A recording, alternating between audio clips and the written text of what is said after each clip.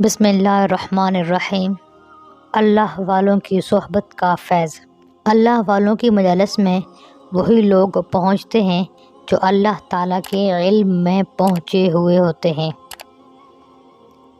یہ حاضری ہما و شما کا مقدر نہیں ہے، ہر کسی کا مقدر نہیں ہے، نصیبوں کی بات ہے۔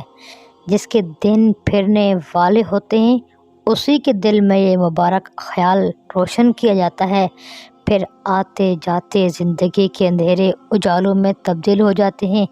تب وہ عارف ہندی رحمۃ اللہ علیہ کی آواز سے آواز ملا کر پکار اٹھتا ہے، تو نے مجھ کو کیا سے کیا شوق فراواں کر دیا، پہلے جاں پھر جان جاں پھر جان جانا کر دیا۔ صحبت اہل اللہ کی برکت سے بیمار صرف شفا یاب نہیں ہوتے، طبیب اور معالج روحانی بن جاتے ہیں۔ بالعموم مریض عصیاں طبیب دوراں بنتے چلے جاتے ہیں۔ یوں چراغ سے چراغ چلتے ہیں، اسی طرح کہ پچھلے چراغوں کی لو مدھم نہیں ہوتی، یہاں تک کہ قضا کی تیز آندھی اسے بجھا دیتی ہے۔ ان کی محفل میں بیٹھ کر دیکھو، زندگی کتنی خوبصورت ہے۔ یہی وجہ ہے کہ اللہ والے کبھی خودکشی نہیں کرتے۔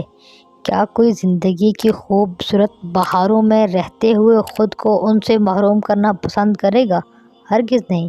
خود سپردگی کی دھن میں خودکشی کا دھیان تک انہیں نہیں آتا، حتیٰ کہ مالک زیست خود انہیں موت کی آغوش میں پہنچا دیتا ہے۔ ان کے جلووں کی رنگیں بہاریں دیکھتے دیکھتے سو گئے ہم۔ میری باتیں سننے کا شکریہ۔